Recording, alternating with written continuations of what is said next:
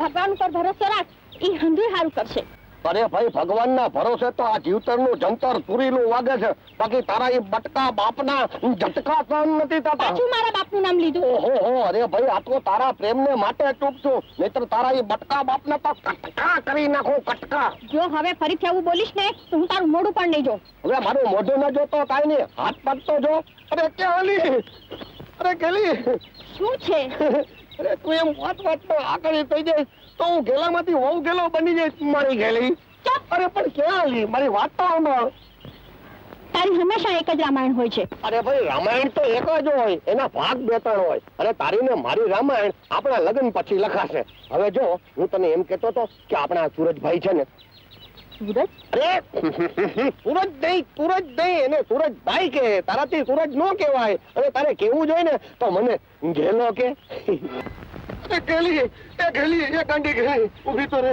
શું છે? આઈકા વાહે આવ્યો? અરે વાયાનું હું તઈ તું કરું, મોટા ઘર થઈ જાઉં. આ નથી દરબારગઢમાં કઈ વાત થતી, નથી તારા ઘરમાં કઈ વાત કરાતી, અને તારો લોભિયો બાપ રૂપિયા હાટું તારા ને મારા લગ્ન નહીં કરે તો આપણા આવનારા છોકરાનું શું થશે? કઈક ઉપાય બતાવ ને. હું શું ઉપાય બતાવું? મારા બાપને પૂછી જો. તારો બાપ? બાપરે બાપ, ઈ બટકો આપશે મને મોટો ચટકો, કે છે કે ગેલારામ વાંડા ભટકો, અને આજ વાતનો મારા મનમાં છે ઠટકો. તું જ કઈ ઉપાય શોધી કાઢ ને ભૂતના ભાઈ. ભાઈ, હા, મળ્યો ઉપાય મળ્યો. તારા બટકા બાપને મનાવવા માટે ભગવાન નહીં, ભૂત જ કામ લાગશે. ભૂત, હા ભૂત, ભૂત.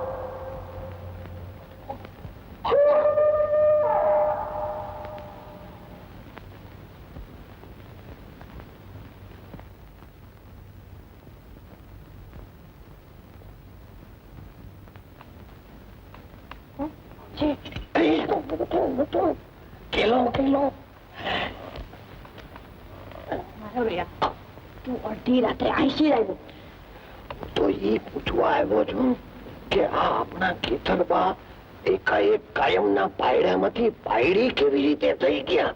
પીટિયા, એ પૂછવા માટે તું અડધી રાત્રે વંડી ઠેકીને આવ્યો? મને વિચાર આવે ને તો આ તારા ઘરની વંડી તો શું, ગઢની રાંગ ઠેકીને અડધી રાતે તારી પાસે પૂછવા આવું. પણ મારો બાપ જાગી જશે તો? તારો બાપ? ગેલી! ઓ ગેલી! કોઈ વાતો કરે છે?